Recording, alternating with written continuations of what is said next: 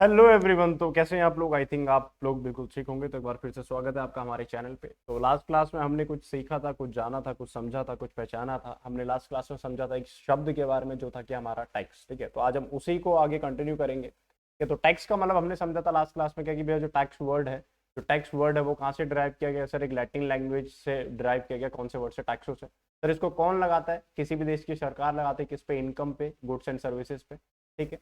और सर इसका जो नेचर होता है वो कैसा होता है सर? आपका कंपलसरी होता है। कैसा होता है सर? आपका कंपलसरी होता है। उसके बाद हमने जाना था कि भैया इंडिया में जो सबसे पहले टैक्स आया था वो कब आया था? 1860 में। कौन लेके आए थे? जेम्स विल्सन सर लेके आए थे। और उसके बाद इसमें अमेंडमेंट करके हमने एक नया एक्ट बनाया, क्या? Income tax act 1961। और तब से 1 अप्रैल 1962 से यही एक्ट हमारे इंडिया में फॉलो हो रहा है। और हर साल इसमें चेंजेस आते हैं, हर साल इसमें एक नया बिल निकलता है। ठीक है, जो कि हमारी फाइनेंस मिनिस्टर लेके आती है और वो इसका क्या बन जाता है सर? पार्ट बन जाता है। तो लास्ट क्लास में हमने सिर्फ इतना सा जाना था। और इसके बाद आज हम डिस्कस करने वाले थे किसके बारे में? अच्छा, एक चीज और पढ़ी थी हमने, क्या कि भैया ये जो टैक्स है वो लगाया क्यों जाता है? तो हमने जाना था कि भैया सिटीजन्स को बेसिक फैसिलिटीज देने के लिए, ठीक है, मल्टीपल गवर्नमेंट्स को फाइनेंस करने के लिए और हमारी लाइफ की प्रोटेक्शन के लिए। ये 3 चीजें हमने जानी थी। आज की क्लास में हमने जो जानना है वो जानना है किसके बारे में? टाइप्स ऑफ टैक्सेस के बारे में। 2 तरीके के जनरली टैक्स है, तो इसके ऊपर आज की क्लास में हम डिस्कस करेंगे कि भैया डायरेक्ट टैक्स क्या है, इनडायरेक्ट टैक्स क्या है। हालांकि मैं आपको इस कोर्स में जो कवर करवाऊंगा that is direct tax only, but हमें ये जानना जरूरी है कि भैया टैक्सेस कितने तरीके के होते हैं, डायरेक्ट होता है, इनडायरेक्ट होता है। तो आज हम इसी के बारे में जानने वाले हैं। तो एक बार बोलो भारत माता की जय।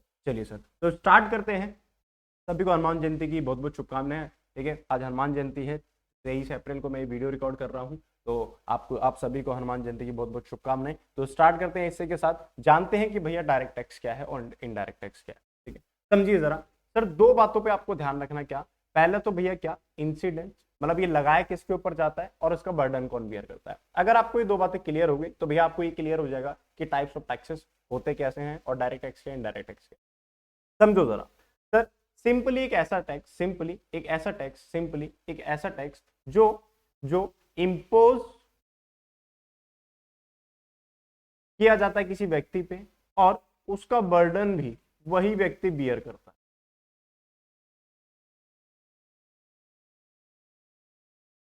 उसका बर्डन भी वही व्यक्ति बियर करता है। तो उसको हम बोल देते हैं बेसिकली आपका डायरेक्ट। और सर ऐसा टैक्स जिसको इम्पोज किया जाता है किसी एक व्यक्ति पे, इम्पोज किया हमने ए पे, और सर उसका बर्डन जो है, वो हम किसी और व्यक्ति पे शिफ्ट कर सकते हैं। फॉर एग्जांपल बी एक पर्सन है, तो भैया ऐसे पर्सन को हम, ऐसे टैक्सेस को हम बोल देते हैं कि आपका आईडीटी।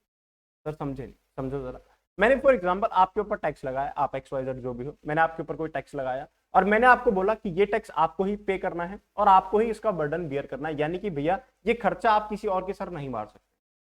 उसको हम बोलते हैं क्या? Direct tax. दूसरा, मैंने इंपोज आपके ऊपर करा, मैंने बोला कि भैया आप जमा तो आप करवाओगे उसको, ठीक है, लगा तो मैं आपके ऊपर रहा हूं, बट आप ये पैसा किसी और से वसूल कर सकते हो, तो उसको हम बोल देते हैं बेसिकली आपका क्या? Indirect tax. फॉर एग्जाम्पल, आप बहुत अच्छे तरीके से जानते हो जीएसटी के बारे में, ठीक है, goods and service tax, goods and service tax.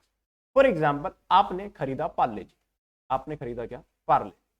Parle जी को बनाने में फॉर एग्जांपल कंपनी को जो टोटल खर्चा आया, फॉर एग्जांपल, एग्जांपल है ये, इसको एग्जैक्टली मान लेना, जो कंपनी को जो खर्चा आया, प्रॉफिट वगैरह कॉस्ट वगैरह मिला के वो आया 8 रुपया। सर गवर्नमेंट ने 2 रुपया टैक्स लगाया और 2 रुपया टैक्स लगा के भैया जो इसका प्राइस है वो कितना आ गया? 10। ये जो 2 रुपया जो टैक्स लगा, जो 2 रुपया टैक्स लगाया, ये गवर्नमेंट ने लगाया किसके ऊपर? ये गवर्नमेंट ने लगाया किसके ऊपर? ये लगाया गवर्नमेंट ने पार्ले जी कंपनी के ऊपर।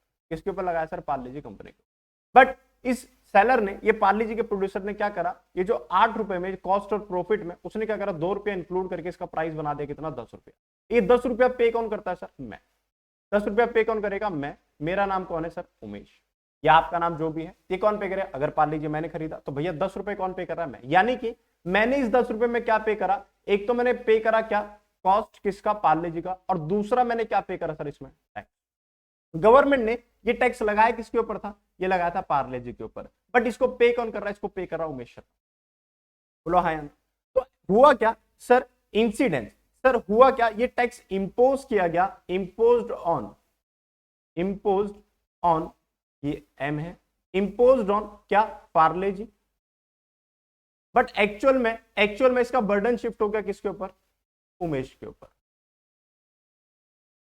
ठीक है। अब होता क्या है, पार्ले जी क्या करेगा, मेरे से 10 रुपया लेगा, 10 रुपया कलेक्ट करके इस 10 रुपये में से 8 रुपए तो वो अपने पास रख लेगा, जो भी उसका कॉस्ट है, प्रॉफिट है, ठीक है। और जो 2 रुपया है वो क्या करेगा, इसको सबमिट कर देगा, किसको, गवर्नमेंट को क्या कर देगा, वो इसको सबमिट कर देगा। तो ऐसे टैक्स को मैं बोलता हूं बेसिकली कि आपका इनडायरेक्ट टैक्स, कि जिसको इम्पोज भी सेम पर्सन पे किया जाता है और उसका बर्डन किसी और पर्सन पे डाल दिया जाता है, उसको हम बोलते हैं कि आपका इनडायरेक्ट टैक्स। वेयर एज अगर मैं इनकम टैक्स की बात करूं, ये लगाया जाता है इनकम के ऊपर, फॉर एग्जांपल मेरी इनकम, 10 लाख रुपया, ये मैं एक हाइपोथेटिकल एग्जांपल ले रहा हूं, इस पे मैंने टैक्स कैलकुलेट करा और इस पे टैक्स कैलकुलेट करके फॉर एग्जांपल आया 1 लाख रुपया, ठीक है। वह बच्चे बोलेंगे 1 लाख रुपए नहीं आएगा, अब भाई एग्जांपल दे रहा हूं, अभी टैक्स रेट्स नहीं पता आपको अभी, ठीक है। फॉर एग्जांपल इस पे ये जो 10 लाख की इनकम है, इस पे जो टैक्स बना वो कितना बना, 1 लाख, यानी कि भैया सर क्योंकि मैंने इस देश में काम करा, इस देश में मैंने मेहनत करी, इससे मुझे पैसा है, तो ये मेरा दायित्व है कि मैं भैया सरकार को भी, जिस देश में मैं रह रहा हूँ उसके सरकार को मैं कुछ पैसा पे करूँ, तो उसको बेसिकली क्या बोल देते थे, आपका टैक्स। कौन लगाता है, गवर्नमेंट लगाता है, मैंडेटरी होता है, ठीक है। तो गवर्नमेंट ने मेरे ऊपर टैक्स इंपोज किया, कितना, 1 लाख रुपया।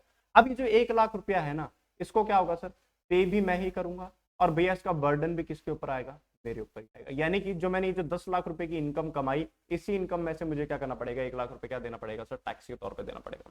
बताओ ये 1 लाख रुपए का बर्डन क्या मैं किसी और व्यक्ति पे शिफ्ट कर सकता हूँ, नहीं सर। क्या हम अपने पड़ोसी को कह सकते हैं भाई सुनना, मैंने 10 लाख रुपए कमाए और उस पर 1 लाख रुपए का क्या लग गया टैक्स है, भाई ऐसा करना, मेरे बदले का टैक्स तू पे कर दे, ऐसा बोल सकता हूँ, नहीं, नहीं बोल सकता। तो भैया ऐसा टैक्स जिसको इंपोज भी सेम व्यक्ति पे किया जाता है और उसका बर्डन भी वही व्यक्ति पे होता है, तो उसको हम बोल देते हैं कि आपका direct tax. Whereas sir incident, यानी कि भैया लगाए किसी के ऊपर और पे करा उसको किसी और ने, बर्डन किसी और के ऊपर डाल दिया, तो भैया उसको हम क्या बोल देते हैं, बेसिकली आपका इनडायरेक्ट टैक्स। बोलो हाँ या ना, बोलो समझ आता है कि नहीं। तो 2 बातें आपको याद रखनी है, सर लगाया किसके ऊपर है और उसका बर्डन किसके ऊपर है। जिसके ऊपर लगाया उसी ने अगर पे करा, डायरेक्ट टैक्स, लगाया किसी के ऊपर, पे करा किसी ने, तो वो क्या, इनडायरेक्ट टैक्स। हाँ या ना, बोलो समझ आता है क्या, जी सर हमको बिल्कुल समझ आता है। तो देखते हैं जरा, एक बार देखते हैं सर, इसकी डेफिनेशन देखते हैं। कहता है सर डायरेक्ट टैक्स का सीधे मैंने डिफरेंस बिटवीन बना रखा, तो यहाँ पर आप देख सकते हो, कहता है incidents and impact fall on the same person. समझ रहे हो, यानी कि भैया इंपोज भी सेम व्यक्ति पे किया जाएगा, और उसका जो बर्डन है वो भी उसी व्यक्ति पे रहेगा। हाँ या ना। यहां पर क्या है sir, incident and impact follow two different person, यानी कि भैया इंपोज किसी एक्स पर किया जाएगा, वेयर एज उसको पे कोई वाई पर्सन का। हाँ या ना। कहता सर एसएससी हिमसेल्फ बियर सच टैक्सेस, यानी कि भैया जिसके ऊपर लगाया, एसएससी कौन है यहाँ पर, जिस व्यक्ति के ऊपर ही टैक्स लगाया गया, जो व्यक्ति है टैक्स को अल्टीमेटली गवर्नमेंट को जमा कर रहा है, समझ गए। तो वो है यहाँ पर एसएससी। तो यहाँ पर एसएससी खुद ही क्या करेगा, बियर करेगा, बर्डन उसी के ऊपर रहेगा। वेयर एज यहाँ पर क्या है, tax is recovered from the SSC who passes such burden to another person. समझ गए भैया। अब समझो जरा मैंने क्या बताया, पार्ले जी ने कलेक्ट कितना करा, 10 रुपया, उसमें 10 रुपए में 2 रुपया टैक्स है, दिया किसने, कस्टमर ने, उमेश शर्मा ने, बट उसको जमा कौन कराएगा, उमेश शर्मा नहीं जाता जमा कराने के लिए, जमा कौन कराएगा, पार्ले जी। आप मार्केट में जाते हो, इतने सारे आप प्रोडक्ट खरीदते हो, आप हर प्रोडक्ट के ऊपर ऑलमोस्ट टैक्स दे रहे हो, कुछ ही प्रोडक्ट ऐसे जिसके ऊपर आपने टैक्स नहीं दिया। आपने कार खरीदी, कार के ऊपर टैक्स लगा, वो क्या आपने, आप जब कार खरीदेंगे, फॉर एग्जाम्पल आपने 10 लाख रुपए की कार खरीदी और उसमें 3 लाख रुपए का टैक्स है, समझ गए, तो टोटल बना 13 लाख रुपए। तो आप क्या करते हो, कंपनी को क्या ऐसे बोलते हो क्या, फॉर एग्जांपल आपने कोई टाटा की कार खरीदी, टाटा लो 10 लाख रुपए तेरी कार का कॉस्ट और प्रॉफिट, 3 लाख रुपए किसका है, जीएसटी का, तो मैं 3 लाख रुपए क्या करूंगा, गवर्नमेंट को जाके जमा कराऊंगा ना। क्या होता है सर, आप 13 लाख रुपए किसको देके आ जाते हो, उस कंपनी को देके आ जाते हो, और 13 लाख रुपए में से कंपनी क्या करेगी, 10 लाख रुपए रख लेगी अपने पास और 3 लाख रुपए सबमिट कर देगी किसको, गवर्नमेंट को। भारत माता की ये सुनो। तो क्या कह रहा है, tax is recovered from the SSC who passes such burden to another person, यानी कि सर डिपॉजिट तो वही करेगा, टाटा वाला, पार्ले जी वाला, बट वो बंदा क्या करेगा, उस बर्डन को किसी और के ऊपर क्या कर देगा, ट्रांसफर कर।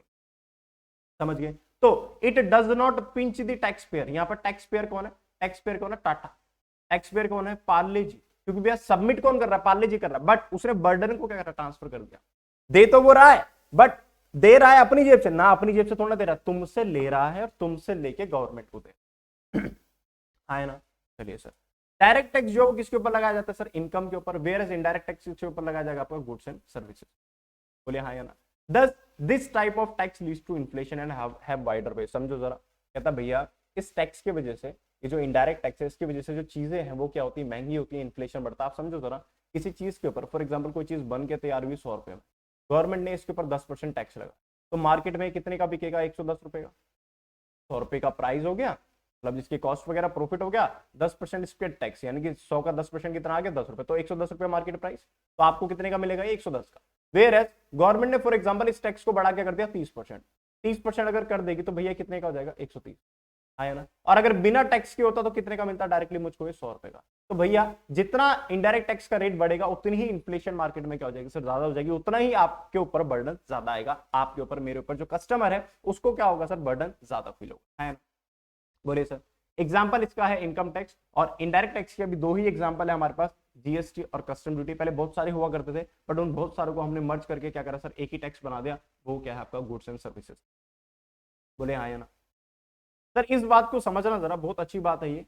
कहता है sir progressive in nature, higher taxes are levied on person earning higher income. Regressive in nature, all person will bear equal wrath of tax on goods and services consumed by them irrespective of their ability. समझना जरा ये क्या बोल रहा है, इस बात को हम जरा गौर से समझेंगे। देखो जरा, हमने 2 बातें जानी है, एक हमने जाना है क्या डायरेक्ट टैक्स, ठीक है, और एक हमने जाना क्या अभी इनडायरेक्ट, ठीक है। डायरेक्ट टैक्स में क्या होता है सर, स्लैब रेट बनी है, जैसे कि फॉर एग्जांपल ऐसे बना हुआ है, मैं आपको एग्जांपल दे रहा हूँ, 0 से 2.5 लाख तक जो इनकम टैक्स है वो लगता है निल। इन रेट्स को भी याद नहीं करना आप लोगों ने। ऐसे ही 2.5 लाख से लेके 5 लाख तक जो रेट ऑफ टैक्स है वो है आपका 5%। एग्जाम्पल के तौर पे लिख रहा हूं मैं, इसको अभी ज्यादा सीरियसली नहीं लेना है आपने। 5 लाख से ऊपर ये 1 रुपया कर देते हैं इसको। 5 लाख से 10 लाख तक जो टैक्स है वो है आपका 20%। और सर 10 लाख रुपए से ऊपर जितनी भी इनकम होगी, इससे ऊपर जितनी भी इनकम होगी उसके ऊपर टैक्स लगता है 30%, ठीक है। 30% से ऊपर अभी फिलहाल के लिए रेट नहीं है। तो यहां पर हो क्या रहा है देख रहे हो, जैसे जैसे इनकम बढ़ रही है वैसे वैसे टैक्स क्या हो रहा है, बढ़ रहा है। देख रहे हो, जैसे जैसे मेरी इनकम बढ़ रही है, ये है मेरा इनकम और ये है मेरा टैक्स। जैसे जैसे मेरी इनकम बढ़ रही है वैसे वैसे मेरा जो टैक्स है वो क्या होता जा रहा है, बढ़ता जा रहा है। यानी कि सर प्रोग्रेसिव नेचर, अगर मेरी इनकम कम होते जाएगी तो भैया मेरा जो टैक्स रेट है वो भी क्या हो जाएगा, कम हो जाएगा। वो भी मेरा जो टैक्स है वो क्या हो जाएगा मेरा सर, कम हो जाएगा। बोलो समझ आता है कि नहीं सर। इनकम जैसे जैसे बढ़ेगी, इनकम जैसे जैसे बढ़ेगी वैसे वैसे मेरा टैक्स क्या होगा, बढ़ेगा। और इनकम जैसे जैसे घटेगी वैसे वैसे मेरा जो टैक्स है वो क्या हो जाएगा सर, घट जाएगा। बोलो हाँ या ना, बोलिए सर। क्लियर है कि नहीं, बोलो बेटा यहाँ तक क्लियर है कि नहीं। जी सर हमको क्लियर है। वेयर एज यहाँ पर देखते हैं, फॉर एग्जाम्पल किसी प्रोडक्ट पे, ठीक है, एक 100 रुपए का प्रोडक्ट है, उस पर गवर्नमेंट टैक्स लेती है 10%, तो ये कितने का हो गया, 110 रुपए, 110 रुपए का। अब जिसकी इनकम इतनी है वो भी कितना पे करेगा, 10%। जो इस स्लैब में है वो भी कितना पे करेगा, 10%। जो इस स्लैब में है वो भी कितना पे करेगा, 10%। जो इस स्लैब में है वो भी कितना पे करेगा, 10%। यानी कि भैया आपका इनकम लेवल क्या है, आप अंबानी हो, आप अडानी हो, आप एक आम व्यक्ति हो, ठीक है, आप कोई भी हो, आपको फ्लैट कितना पे करना है उस प्रोडक्ट पे, 10%। आप ये बताओ, पार्ले जी का 10 रुपए का पैकेट है फॉर एग्जाम्पल, एक मैं खरीदने के लिए जाऊंगा, मैं भी 10 रुपया दूंगा, ठीक है। अंबानी जाएगा वो भी 10 रुपया देगा, आप जाओगे वो भी 10 रुपया देगा। क्या मेरी इनकम के हिसाब से वो जो दुकानदार है वो उसका प्राइस चेंज करता है क्या, नहीं सर। समझ रहे हो, यानी कि भैया ये जो है, ये इनकम बढ़े चाहे घटे, इसका नेचर क्या रहता है सर, सेम। तो भैया इसको हम बोल देते कि आपका रिग्रेसिव नेचर। रिग्रेसिव नेचर क्यों भाई, रिग्रेसिव समझ रहे हो, जैसे जैसे इनकम बढ़ेगी वैसे वैसे इसका बर्डन क्या हो जाएगा, कम। आप सोचो ना, जो कुछ भी नहीं कमा रहा वो 10% दे रहा है। यानी कि फॉर एग्जाम्पल अगर मेरी इनकम 2.5 लाख रुपया है, 2,50,000 रुपए, मैं कितना दे रहा हूँ, 10%। यानी कि जिसकी इनकम 2,50,000 रुपया थी वो कितना दे रहा है टैक्स, 10 रुपया। जिसकी इनकम 5 लाख रुपया हुई वो भी कितना दे रहा है, 10 रुपया। तो अगर आप इसका परसेंटेज निकालोगे, आप परसेंटेज निकालोगे 10/2.5 लाख, फिर यहाँ पर क्या है 10/5 लाख। ऐसे ही सर यहाँ पर अगर मेरी इनकम 10 लाख रुपया हो गई तब भी मैं कितना दे रहा हूँ, 10 रुपया। यानी कि सर अगर मेरी इनकम बढ़ते जाएगी तो भैया मेरे लिए इसका जो बर्डन है वो क्या होता जाएगा सर, कम होता जाएगा। बोलो भारत माता की जय। तो समझ आता है क्या सर, डायरेक्ट टैक्स क्या प्रोग्रेसिव, यानी कि जैसे जैसे आपका इनकम बढ़ता जाएगा वैसे वैसे हम टैक्स रेट क्या करेंगे, बढ़ाते जाएंगे। बट इनडायरेक्ट टैक्स में ऐसा नहीं है सर, चाहे आपकी इनकम कुछ भी हो, हम आपसे फ्लैट उतना ही लेंगे जितना सबके लिए रेट डिसाइडेड है। हाँ या ना, बोलो समझ आता है क्या, बोले सर। तो डायरेक्ट टैक्स और इनडायरेक्ट टैक्स अपन लोगों को यहाँ पर क्लियर हो गया, हाँ या ना, बोले सर क्लियर हो गया क्या। जी सर हमको बिल्कुल क्लियर हो। आगे चलते हैं।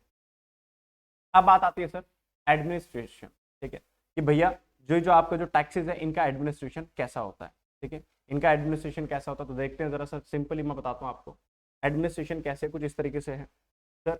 सबसे ऊपर है आपकी ministry of finance,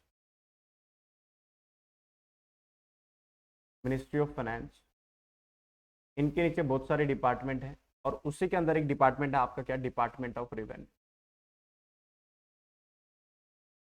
department of revenue. ठीक है सर, इस डिपार्टमेंट ऑफ रेवेन्यू के अंदर हमने दो डिपार्टमेंट और बना रखे हैं। ठीक है, एक बना रखा हमने क्या, सीबीडीटी, इसको हम बोलते हैं कि आपका central board of direct taxes. ठीक है, ऐसे ही हमारे पास सर इनडायरेक्ट टैक्सेस के लिए बना रखा क्या, CBIC, इसको हम बोलते हैं क्या, central board of indirect taxes and custom. भाई आईडीटी में दो तरीके के टैक्स है ना, एक कौन सा इनडायरेक्ट टैक्स है और कौन सा आपका कस्टम है, यानी कि जीएसटी, और कौन सा आपका कस्टम है। तो भैया डायरेक्ट टैक्स से रिलेटेड जितने भी कानून वगैरह बनते हैं या उससे रिलेटेड जो भी दिक्कतें होती है किसी को भी, तो भैया उससे डील करता कौन, आपका सीबीडीटी। और इनडायरेक्ट टैक्स से रिलेटेड जितने भी रूल्स रेगुलेशंस वगैरह हैं, ठीक है, उससे रिलेटेड डील करता कौन, आपका सीबीआईसी। बोलो समझ आता है क्या। तो आज की क्लास में हमने सिर्फ दो ही बातें जानी है क्या, कि भैया what is direct tax and what is indirect tax. ठीक है, तो आप चाहो तो ये चीज नोट डाउन कर सकते हो पॉज करके वीडियो को। ठीक है, कि भैया सिंपली डायरेक्ट टैक्स कैसा है, एक ऐसा टैक्स जिसका बर्डन, और भैया लगाया भी सेम व्यक्ति पे जाता है, उसका बर्डन भी सेम व्यक्ति पे होता है, वो क्या आपका डायरेक्ट टैक्स। सर लगाया किसी व्यक्ति पे उसका बर्डन शिफ्ट करा हमने किसी और व्यक्ति पे, वो क्या हो गया आपका indirect tax. Sir direct tax के लिए जो एडमिनिस्ट्रेशन है वो किसका है सर, सीबीडीटी का, यानी कि central board of direct taxes. IDT के लिए क्या है सर, आपका CBIC, central board of indirect taxes and custom. बोलो समझ आता है क्या।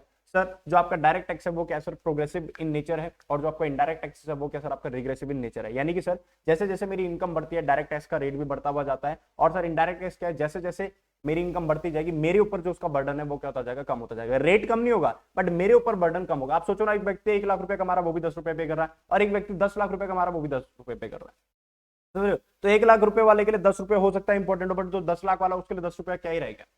समझ रहे हो कहानी, यस और नो। बोले बच्चा इतना क्लियर है, जिस तरह हमको क्लियर है। तो आज के लिए इतना काफी है। आज हम समझ चुके हैं कि आपका सर डायरेक्ट टैक्स और इनडायरेक्ट टैक्स, अभी तक हमने पिछली क्लास में जाना था टैक्स क्या है, फिर आज हमने जान लिया डायरेक्ट टैक्स क्या है, इनडायरेक्ट टैक्स क्या है। अब अगली बार हम देखेंगे कि भैया इसके अंदर डेफिनेशंस क्या क्या है। बोले हाँ या ना, समझ आता है क्या। जिस सर हमको बिल्कुल समझ आता है। तो मिलते हैं आपसे अगली क्लास में, तब तक के लिए टाटा, सी यू, बाय बाय। पढ़ते रहिए, पढ़ाते रहिए, ठीक है, समझते रहिए, समझाते रहिए, क्योंकि आप जितना पढ़ोगे, जितना दूसरों को पढ़ाओगे, उतना आप लोगों को ज्यादा समझ आएगा। ठीक है, मिलते हैं आपसे अगली क्लास में, तब तक के लिए टाटा, सी यू, बाय बाय।